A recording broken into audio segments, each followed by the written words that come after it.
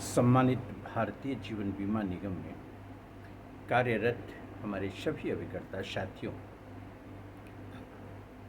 एवं पॉलिसीधारकों, मैं एशियल ठाकुर, अध्यक्ष all India life insurance agents association, अभिकर्ता भारतीय जीवन बीमा निगम, साथ ही एक देश का जागरूक नागरिक। आज जैसा कि मैंने आपसे पहले भी वादा किया था कि स्टेप बाय स्टेप मैं अपने जीवन और जीवन के अंतर्गत संगठनात्मक भूमिका को लेकर के प्रकाश डालूंगा। उस स्टेप 25 के अंतर्गत आज मैं चर्चा करना चाहूँगा आपसे। मेरे दोस्तों, आप सभी जानते हैं कि all India life insurance agents association एक बहुत ही प्रबल और प्रखर, निर्भीक अपनी आवाज़ों को कम्युनिटी के इंटरेस्ट में उठाता रहा है, जिसका 2 दशकों का इतिहास रहा है। लाखों अभिकर्ताओं के हितों को संजोने के साथ साथ भारतीय जीवन बीमा निगम के अंदर शुचिता और पारदर्शिता को लेकर के, पॉलिसीधारक और अभिकर्ताओं के इंटरेस्ट को लेकर के संगठन लगातार प्रयासरत रहा। लोकतांत्रिक प्रक्रिया के अंतर्गत संविधान के दायरे में, कानून के दायरे में आवश्यकता पड़ने पर संगठन ने न्यायिक स्तर पर भी बड़ी बड़ी उपलब्धियां हासिल किया। आज मैं आपसे शेयर करना चाहता हूं विशेष करके वह उपलब्धि जो भ्रष्ट प्रबंधन पर एक जबरदस्त तमाचा है। आप जानते हैं, एक अभिकर्ता जिसकी उम्र 84 वर्ष लगभग, उसने 50 दशकों से ज़्यादा का समय अभिकरण का कार्य किया, चेयरमैन क्लब मेंबर रहा है, बहुत अच्छा परफॉर्मेंस रहा। एक डेथ क्लेम के कारण मैं आपको बता देना चाहता हूं कि इस एज में अनावश्यक वाइब्रेशन क्रिएट करते हुए उस अभिकर्ता को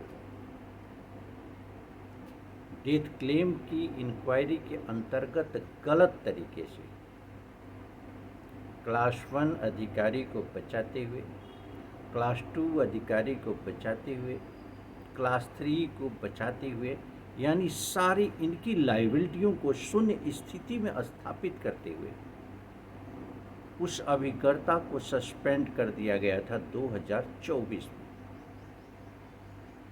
संगठन ने बड़ी ही गंभीरता से, बड़ी ही प्रबलता के साथ इस विषय को टेकअप किया और समस्त औपचारिकताओं को पूर्ण करते हुए यह सवाल पूछा प्रबंधन भारतीय जीवन बीमा निगम से कि आप बताओ कि मृत्यु दावा के समय पॉलिसी को पूर्ण करते समय आपने सारी औपचारिकताओं को पूर्ण पाया, तत्पश्चात आपने पॉलिसी एक्सेप्ट किया, आप कॉम्पिटेंट अथॉरिटी के रूप में एक्सेप्ट किया। अगर मृत्यु दावा में वह पॉलिसी परिणित हो गई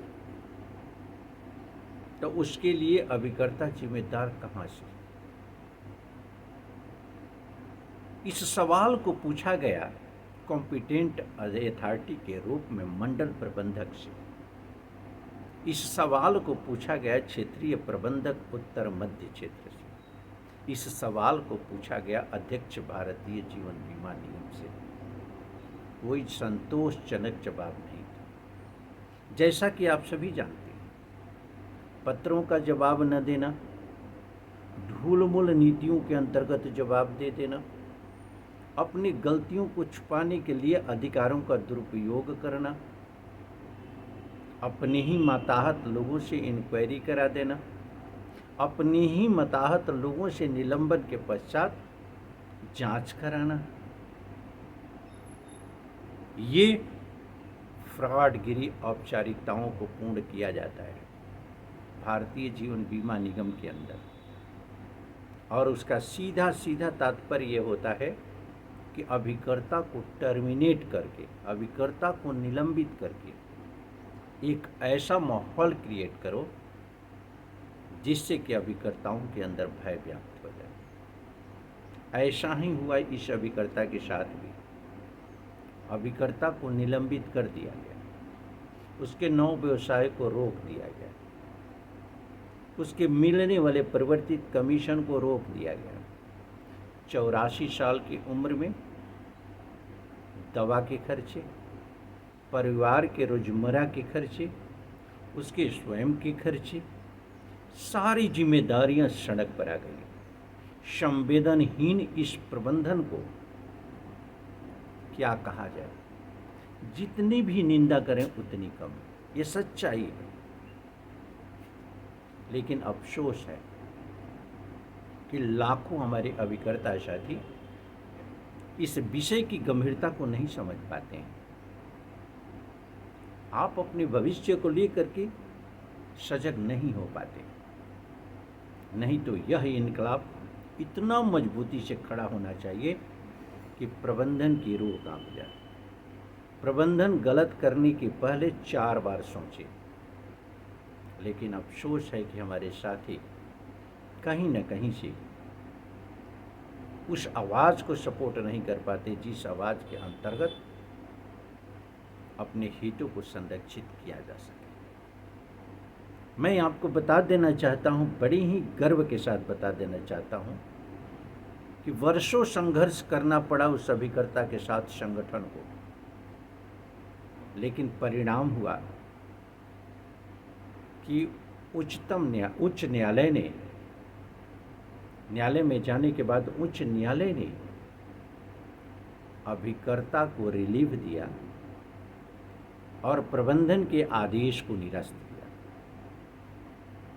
यह सच्चाई है मेरे दोस्तों कि इस तरह की कृत्य कार्रवाई ये वास्तव में इतना मजबूत आधार देती है कि सभी अभिकर्ताओं को प्रबंधन से ये सवाल पूछना चाहिए, आप बताओ कि किन परिस्थितियों में आपने अभिकर्ता को निलंबित किया, अभिकर्ता के सम्मान से खिलवाड़ किए, अभिकर्ता के रोजी रोटी को तुमने छीना, वर्षों तक प्रताड़ना दी, और प्रताड़ना देने के बाद माननीय उच्च न्यायालय के आदेशानुसार सारी सुविधाओं को आपने बहाल किया।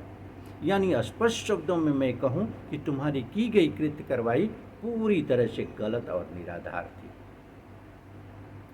जिसका कि खामियाजा अभिकर्ता ने भुगता है।